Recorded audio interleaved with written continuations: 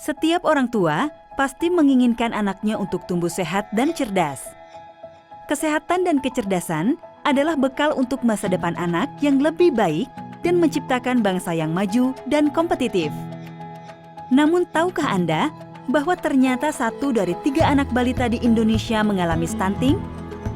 Stunting adalah kondisi kekurangan gizi kronis yang terjadi pada anak-anak di bawah 2 tahun yang diakibatkan oleh: pertama, akibat kurangnya asupan gizi yang cukup.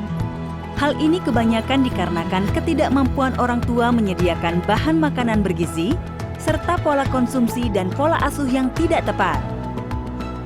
Dan kedua, akibat menderita penyakit infeksi berkelanjutan.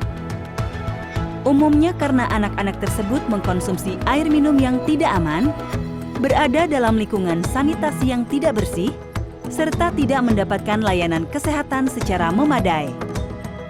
Kondisi infeksi ini menyebabkan ketidakmampuan tubuh untuk menyerap nutrisi yang diberikan. Dampak buruk dari stunting adalah: dalam jangka pendek adalah terganggunya perkembangan otak, kecerdasan, gangguan pertumbuhan fisik, dan gangguan metabolisme dalam tubuh.